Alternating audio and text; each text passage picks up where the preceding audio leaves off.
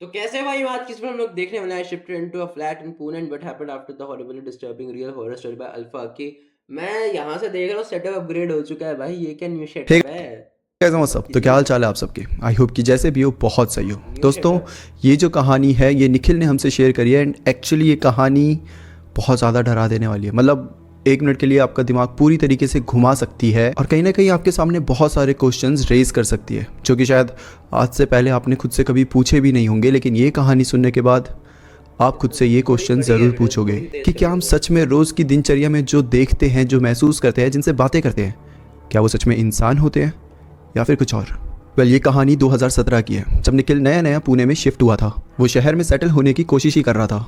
निखिल की नई नई जॉब लगी थी पुणे में जिसकी वजह से वो पुणे में आ तो गया था लेकिन अभी भी एक अच्छा पीजी या फिर रहने के लिए एक अच्छा घर ढूंढने की पूरी कोशिश कर रहा था। ऑल्दो उसको एक पीजी मिलता है जहाँ पर वो 1-2 महीने के लिए शिफ्ट भी होता है। लेकिन पीजी के ओनर से एक दिन उसकी बहुत अच्छी खासी मतलब भिड़ंत हो जाती है। बहुत सीधी सी बात थी लेकिन आर्ग्यूमेंट बहुत ज़्यादा बढ़ जाती है जिसके कारण जो ओनर होते हैं वो निखिल को तुरंत उसके पीजी को छोड़ देने के लिए कहते हैं। ना कोई नोटिस ना कुछ, सीधा बोल देते हैं कि भाई एक काम कर, तो छोड़ के चले जा, निकल जा। और निखिल भी आपको इतनी इतनी बदतमीजी से बात करेगा तो निखिल भी सुनेगा थोड़ी ना। निखिल भी जोश में कि ठीक है मेरे पास क्या एक ही जगह है रहने को, ठीक है मैं भी मैं छोड़ जा रहा दूंगा, हूँ गुड और नाइट बोलकर वो छोड़ देता है। लेकिन पीजी तो छोड़ देता है बट यहाँ पर समस्या ये थी कि उसके पास रहने के लिए और कोई जगह थी नहीं। कोई खास अच्छे दोस्त भी नहीं थे, 1-2 थे लेकिन वो मतलब ऐसे पीजी या फ्लैट में नहीं रहते थे तो उन्हें निखिल परेशान नहीं करना चाहता था।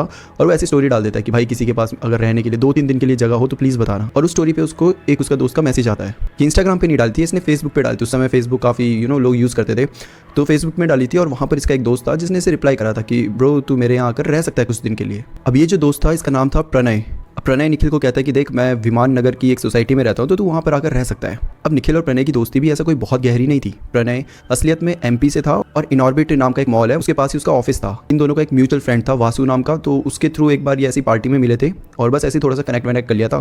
बाकी ऐसी कोई खास दोस्ती थी नहीं। लेकिन मजबूरी में निखिल के पास और कोई ऑप्शन भी नहीं था तो वो भी प्रणय को हाँ बोल देता है। और साथ ही निखिल के लिए ये वाली जो लोकेशन थी वो काफ़ी कन्वीनियंट थी क्योंकि उसके ऑफिस की कैब का पिकअप पॉइंट भी उस सोसाइटी से मुश्किल से 600 मीटर की दूरी पर था। अब निखिल अपना सामान सब कुछ लेकर प्रणय के उस अनजान घर की तरफ निकल जाता है, ये सोचे बिना कि आगे क्या होने वाला है। अब प्रणय निखिल को बताता है कि देख मैं यहाँ पे अकेला नहीं रहता, यहाँ पे मेरे साथ एक और पार्टनर है और उसका नाम ओम प्रकाश है। वो बेसिकली बंगाल से है लेकिन वो बहुत शांत इंसान है और वो फालतू में किसी को डिस्टर्ब नहीं करता। तो तुझे आई डोंट थिंक ऐसा डिस्कम्फर्ट सा फील होगा बट मैं तुझे पहले से बता देता हूँ क्योंकि यहाँ पे तुझे ओम प्रकाश दिखता रहेगा। वो उसका ना वर्क फ्रॉम होम ही चलता था 24/7। तो वो अपने एक रूम में पड़ा रहता था। वहाँ पे वो थोड़ा पढ़ाकू टाइप का भी था और थोड़ा सा नर्ड टाइप का भी था। तो वो ऐसा मतलब ओपनली यहाँ वहाँ ज़्यादा दोस्तों के साथ घूमता नहीं था, तो मोस्ट ऑफ द टाइम अपने रूम के अंदर ही रहता था। अब निखिल का बताना है जहाँ पर ये सोसाइटी थी वो जगह बहुत अच्छी थी, एटलीस्ट फार बेटर देन जहाँ वो पहले रह रहा था। यहाँ पर लोग थे, आसपास भीड़ भाड़ थी और नीचे एकदम बस स्टॉप सा था और बिल्कुल बिल्कुल मेन रोड था। तो यहाँ पे गाड़ियाँ वाड़ियाँ चलती थी और थोड़ी सी आगे जाओगे तो फीनिक्स मार्केट सिटी भी आ जाती थी। तो कहने का मतलब है कि वो जो पूरी जगह थी वहाँ की वाइब थी वो काफ़ी अलाइव मतलब जिंदा टाइप की थी। बट जैसे ही निखिल उस सोसाइटी में एंटर करता है वाइब एकदम बदल जाती है।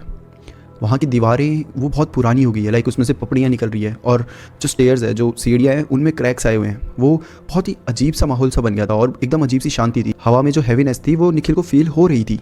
And then finally Nikhil Pranay के फ्लैट के बाहर खड़ा था। बेल बजाता है, गेट खुलता है, सामने प्रणय होता है जो कि निखिल को देख के काफ़ी एक्साइटेड था कि हे ब्रो कैसा है ये वो, थोड़ा हालचाल पूछते हैं। निखिल भी अपनी पूरी कहानी बताता है कि सॉरी यार डिस्टर्ब करने के लिए बट बहुत अर्जेंट था, मैं बस थोड़े दिन में यहाँ से चला जाऊँगा। प्रणय बोलता है तू टेंशन मत ले सा फालतू की, तू बैठ आराम से। उसके लिए कोल्ड ड्रिंक एंड ऑल लेकर आता है एंड देन इनके बीच ऐसी नॉर्मल सी कॉन्वर्सेशन हो रही होती है। अब जो प्रणय होता था उसका दिनचर्या ऐसा होता था कि वो सुबह ऑफिस के लिए जल्दी निकल जाता था और रात को देर से आता था। वहीं पर जो ओम प्रकाश था वो पूरे दिन अपने घर पर ही रहता था। ओम प्रकाश का नेचर काफ़ी शांत और काफ़ी पोलाइट था और वो हमेशा मुस्कुराता रहता था। लेकिन एक उसकी आदत थी जो कि बड़ी अजीब थी। वो अक्सर बालकनी के पास खड़ा होकर नीचे रोड और बस स्टॉप को घंटों तक बस घूरता रहता और निखिल हॉल के ठीक बगल में एक मैट्रेस लगाकर वहीं पर सोता था। पहले 3 दिन बहुत नॉर्मल गुजरते हैं। ऑफिस जाना, ऑफिस से आकर तो 3 दिन के लिए रहना था स्टार्टिंग में बोला ना, तो 2-3 दिन के लिए फ्लैट चाहिए। खाना खाना और फिर सो जाना। काइंड ऑफ काफ़ी शांत माहौल था। लेकिन निखिल को ज़रा सा भी अंदाज़ा नहीं था कि ये जो शांति थी ये तूफान से पहले वाली शांति थी क्योंकि चौथी रात से खेल थोड़ा बदलने लगा। निखिल नॉर्मली रात को सो रहा था कि तभी अचानक से उसकी नींद खुलती है। उसने देखा कि बालकनी का दरवाज़ा खुला हुआ था। उसे अच्छे से याद था कि उसने दरवाज़ा बंद किया था क्योंकि रोड से इतनी ज़्यादा आवाज़ आती थी और ऊपर से धूल भी आती थी तो वो हमेशा दरवाज़ा बंद करता था। अब वो देखता है ये दरवाज़ा क्यों खुला है, ये शायद निखिल ही बंद करना भूल गया होगा। निखिल वापस से उठता है और दरवाजे को बंद कर देता है। लेकिन अगले दिन जब निखिल उठा तो दरवाज़ा वापस से खुला हुआ था। और सिर्फ इतना ही नहीं बल्कि निखिल को ना बहुत ज़्यादा थकावट सी फील हो रही थी। उसे लगा था शायद वो मैट्रेस में सो रहा है, उसे इतना आदत नहीं है। क्योंकि वो तो आराम से बेड के ऊपर सोता था, बट अब वो ज़मीन में मैट्रेस लगा के सो रहा है, तो शायद इस वजह से हो रहा होगा। अब 1-2 दिन बाद शाम को जब निखिल ऑफिस से लौटा तो उसने एक अजीब सी चीज़ नोटिस करी।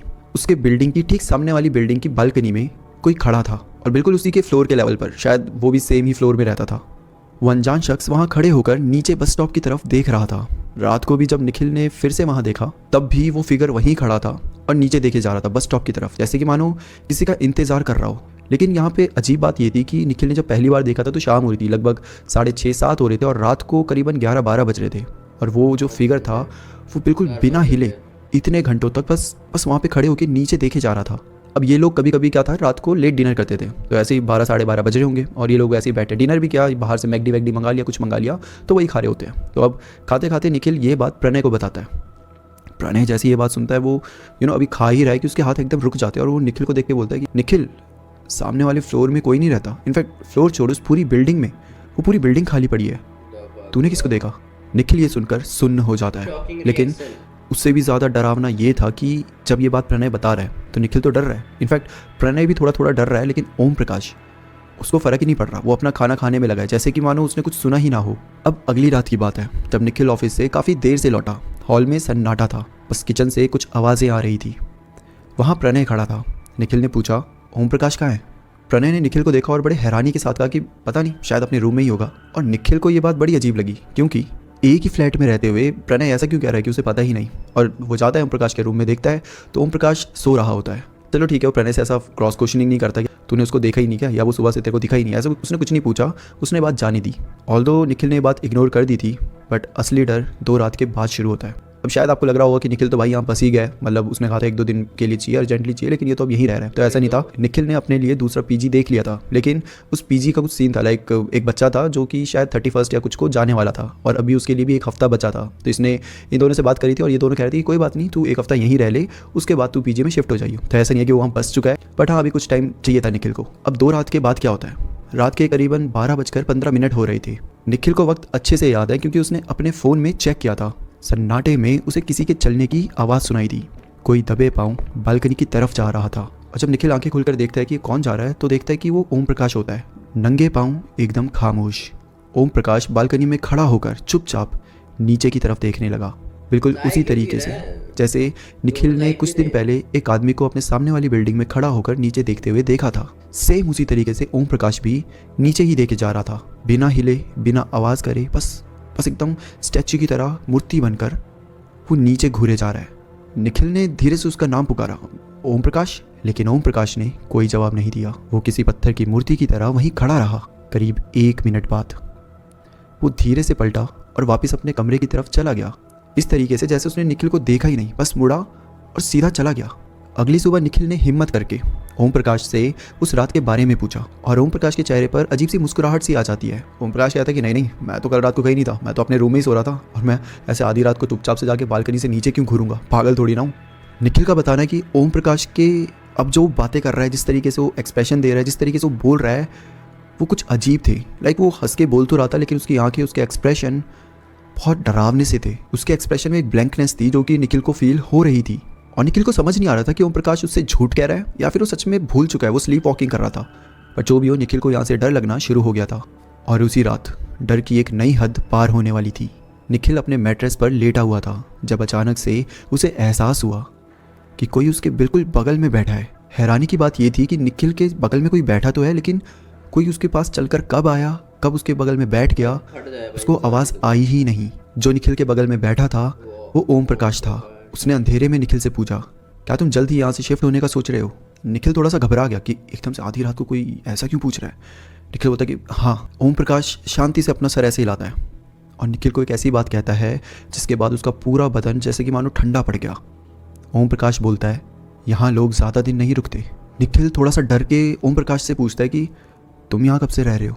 ओम प्रकाश बड़ी अजीब से एक्सप्रेशन के साथ कहता है, कई सालों से। लेकिन अजीब बात ये थी कि प्रणव ने ये जो फ्लैट था ये 7-8 महीने पहले ही लिया था, और ओम प्रकाश ये फ्लैट लेने के करीबन 2-3 महीने बाद आया था।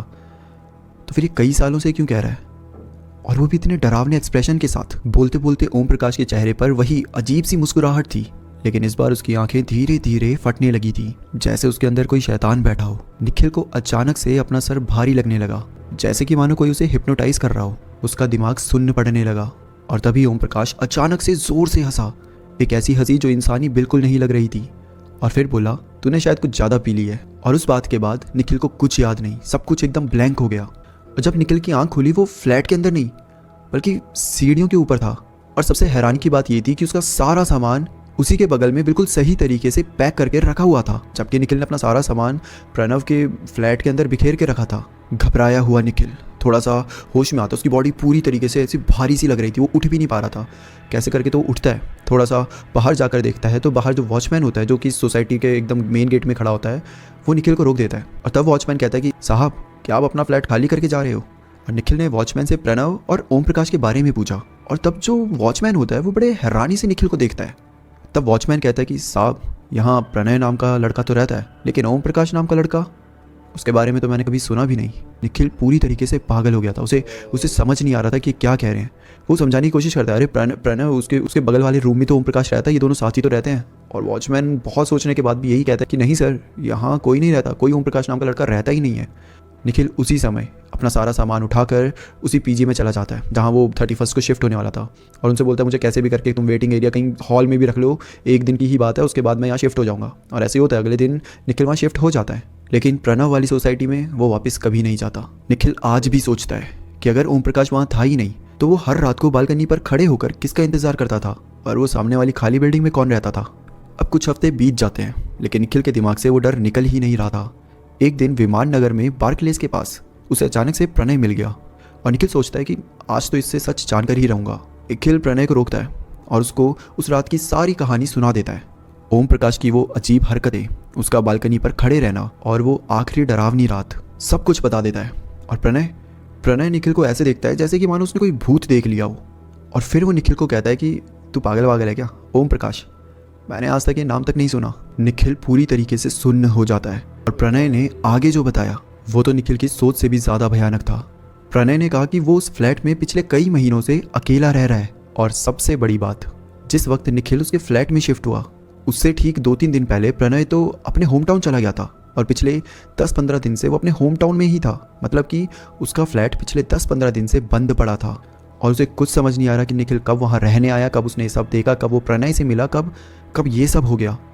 प्रणय बोल रहा था कि तू पागल है, कि तू हमें पागल वागल बना रहा है ना। और प्रणय को सीरियसली ऐसा लग रहा था कि निखिल उसके साथ प्रैंक कर रहा है। लेकिन निखिल की हालत तो ऐसी हो गई थी जैसे कि मानो उसने सांप सूंघ लिया हो। ना वो कुछ बोल पा रहा था, ना कुछ बता पा रहा था, ना रिएक्ट कर पा रहा था, बस चुप था, जैसे कि मानो उसके सामने सब कुछ बिखर गया हो। शायद कहीं ना कहीं निखिल को समझ आ गया था कि निखिल उस घर में 2 लोगों के साथ नहीं बल्कि किसी ऐसी चीज़ के साथ रह रहा था जो प्रणय का रूप लेकर उसके सामने आई थी। और वो ओम प्रकाश जो हर रात को बालकनी से नीचे घूरता रहता था, वो तो वहाँ कभी था ही नहीं। उस दिन के बाद से निखिल ने मुड़कर पीछे कभी देखा ही नहीं। वो पुणे छोड़कर ही चला गया, ये जानते हुए कि वो पुणे के एक ऐसे फ्लैट में 10 दिन बिता चुका था जहाँ कोई इंसान नहीं, सिर्फ मौत और साए थे। निखिल का बताना है कि वो एक बाबा के पास भी गया था और उनको सारी बात बताई। सारी बात सुनने के बाद बाबा ने निखिल को कहा, बेटा कभी कभी कहीं खाली फ्लैट्स में कुछ लोग ऐसा तंत्र मंत्र कर देते हैं, ऐसा रिचुअल कर देते हैं कि वो तो वहाँ से चले जाते हैं, लेकिन वो फ्लैट में किसी आत्मा को बांध देते हैं, जिसके बाद वो तंत्र मंत्र करने वाला तो भले ही वहाँ से चला गया हो, लेकिन वो आत्मा आज भी वहीं पर भटक रही है। इसके आगे निखिल ने यह भी पूछा कि क्या वो आत्मा मुझे अभी भी हर्ट कर सकती है, क्या वो अभी भी मेरा पीछा कर सकती है। तो बाबा ने कहा नहीं, उनका कंट्रोल सिर्फ उस फ्लैट के अंदर तक है। जब तक तुम उसके अंदर होंगे वो तुम्हारे माइंड के साथ खेल सकती है। वो तुम्हें ऐसे डायरेक्टली हर्ट भी नहीं करेगी, लेकिन हाँ वो मैनिपुलेटिव है। वो तुम्हें ऐसी चीज़ें दिखाएंगी जो कभी होंगी ही नहीं, और तुमसे उन्हीं चीज़ों के अकॉर्डिंग अपने अपने काम करवाएंगी। बट अब जब तुमने वो फ्लैट छोड़ दिया है तो वो तुम्हें कुछ नहीं कर सकती। बट स्टिल बाबा ने एक धागा, एक मौली थी जो कि निखिल के हाथ में बांध दी और कहा कि अगर बाय चांस तुम्हारे दिल में फिर भी कहीं ना कहीं डर है तो ये धागा तुम्हारी मदद करेगा, तुम्हारी रक्षा करेगा। और उस दिन के बाद से आज तक निखिल कभी किसी दोस्त के फ्लैट में भी नहीं गया, क्योंकि उसके दिमाग में रियल क्या है और नकली क्या है, फेक क्या है, वो सब कुछ मिट चुका है। उसको नहीं पता, उसने कुछ ऐसा एक्सपीरियंस कर लिया जिसके बाद से तो अब उसके सामने भी अगर आप आ जाओ और बात कर लो तो वो भी 4 बार सोचे कि क्या सच में ये इंसान ही था या कुछ और। तो निखिल अभी दिल्ली में रह रहा है और उसके कोई नोन है वहाँ पे, बुआ बुआई, तो उन्हीं के वहीं पे रहता है। और अब उसकी हिम्मत नहीं होती ना तो दोस्तों के फ्लैट में जाने की और ना खुद किसी फ्लैट या पीजी में रहने की। ये थी दोस्तों निखिल की स्टोरी। आपको कैसी लगी आप मुझे बताना। बट ये एक ऐसी स्टोरी है जो शायद इस चैनल में बाकी स्टोरी से बहुत अलग होंगी, क्योंकि इतने हद तक इन्फ्लुएंस, इतने हद तक मैनिपुलेशन हर एनर्जी नहीं कर पाती। तो वहाँ पे जो भी था वो था बहुत dangerous. That's it for today. फिर मिलते हैं किसी और टॉपिक के साथ, तब तक के लिए bye bye and take care. Haunted my Prem Joshi wrong about gem the monster Akku Yadav.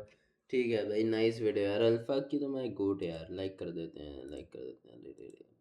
बाकी अगर तुमको ये वीडियो वापस देखनी जाके लिंक डिस्क्रिप्शन में होगी। मेरे चैनल को सब्सक्राइब कर क्यों रहा हूँ मैं, मेरे चैनल को सब्सक्राइब कर सकते हो।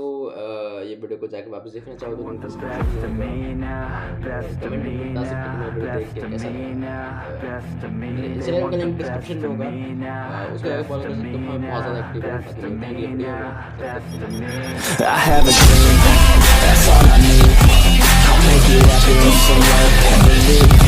Know what I want, so I'll take it on.